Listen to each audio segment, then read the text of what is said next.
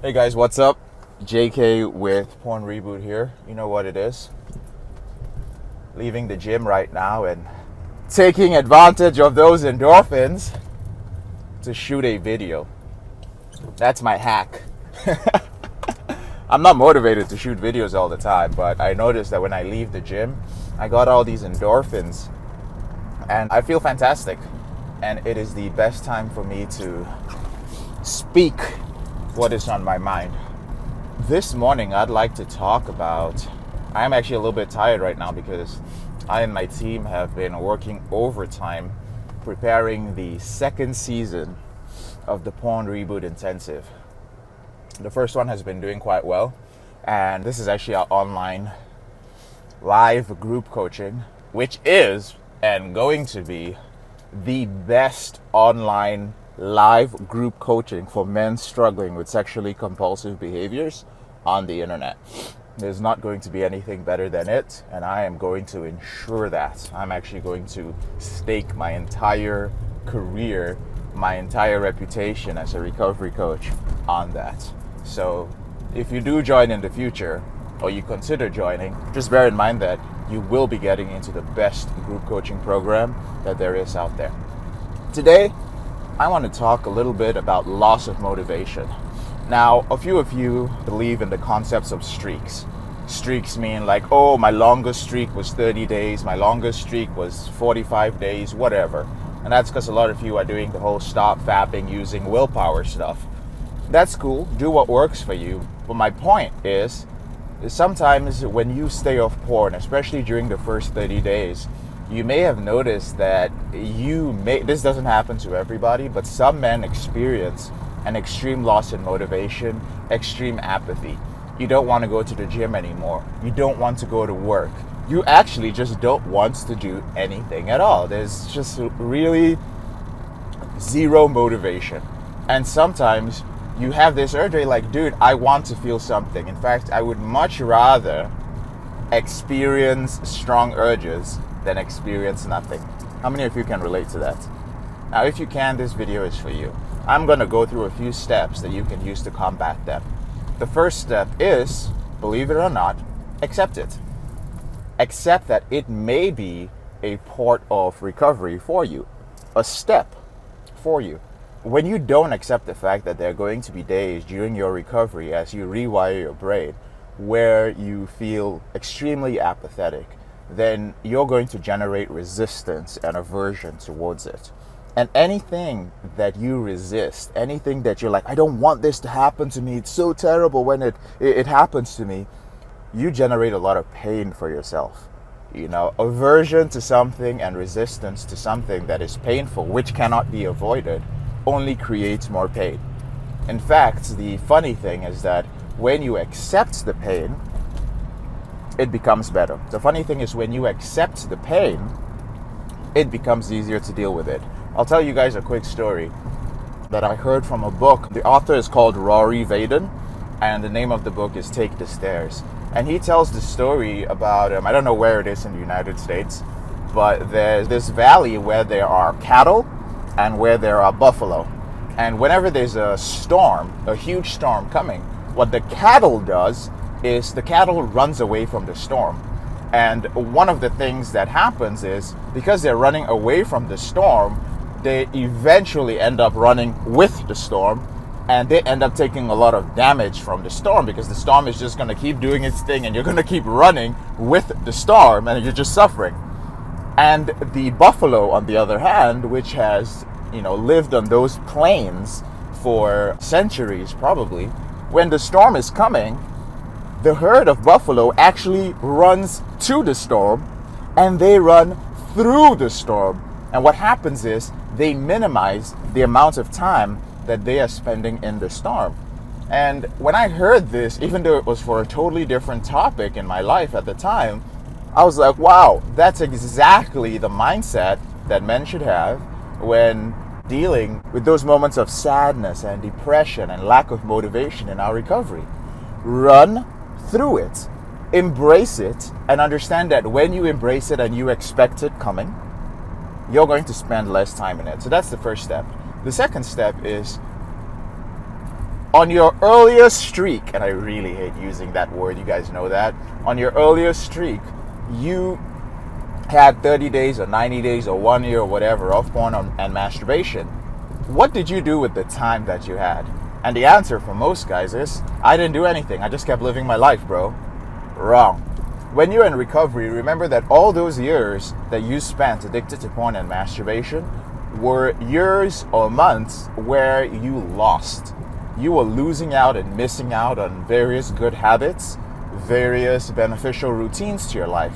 And the time that you buy when you're not watching porn, when you're not acting out, that is the time you use to establish positive habits that will help you to increase your dopamine levels. Some of those things that you can establish in your life are things like community.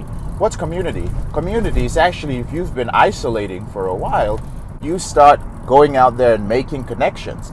The beautiful thing about connections is that connections with other human beings, for instance, being in a group and, just telling jokes and laughing with a group of people that you're close to, or even not so close to, that releases healthy amounts of dopamine.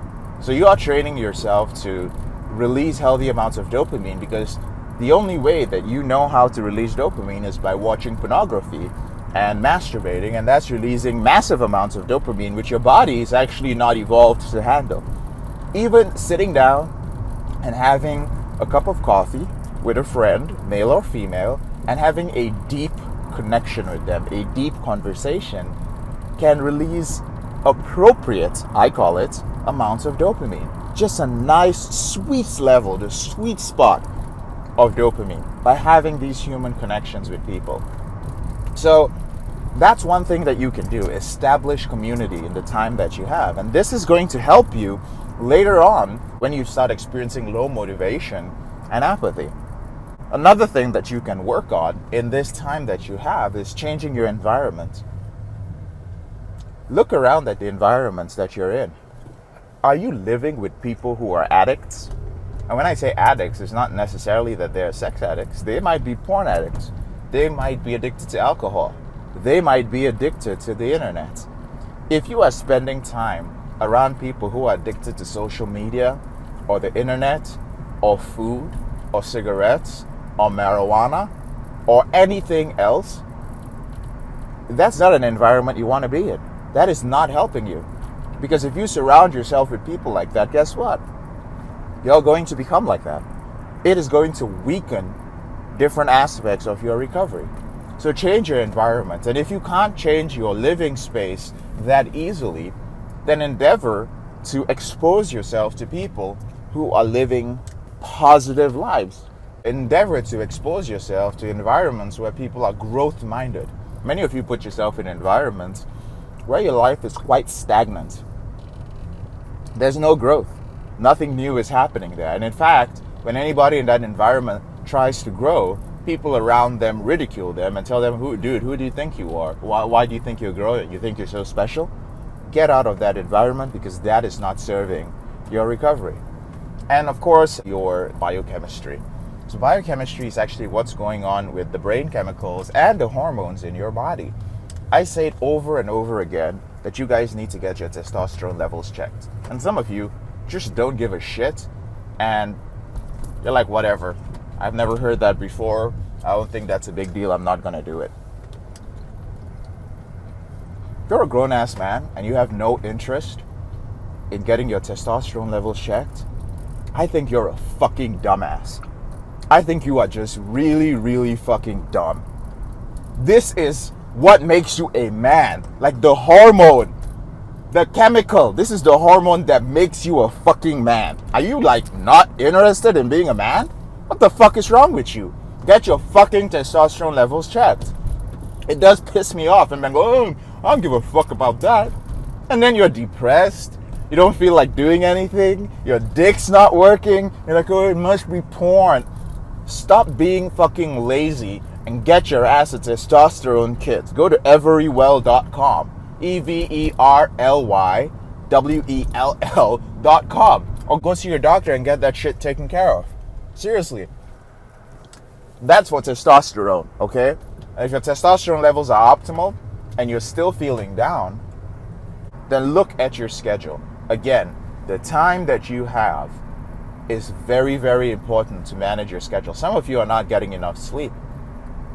Many guys who are addicted to pornography have terrible sleep schedules, and we know why. We know it's because you tell yourself you're going to go to bed by 10 o'clock or 11 o'clock, and one of the things that you start doing is, watching pornography and being up till 2, 3 o'clock. Ask yourself, look at the past week and ask yourself, have I gotten a solid 7 to 8 hours of sleep every day for 1 week straight?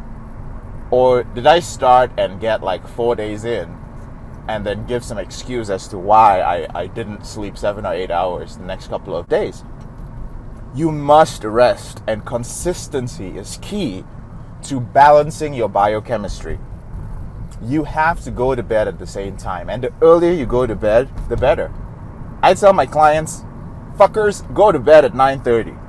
Go to bed at 9:30. In fact, if you're up at 9:30 and I have a live feed for the Covenant Eye filter, and I'm looking at that stuff, and you're up at 10:15, man, you better have a fucking good excuse for being awake at that time. Go to bed, especially in the first month of their recovery. Now, these are grown-ass men. The truth is, they can go to bed whenever the fuck they want to go to bed. But during the first month, we make an agreement that they will get in 7 to 8 hours of sleep. That is so important.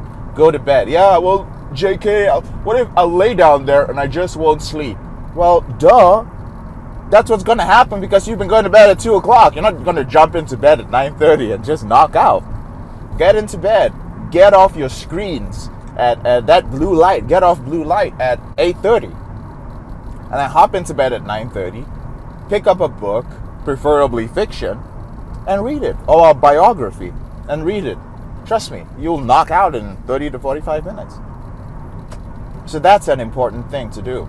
The time that you have when you are not watching porn and masturbating is so important,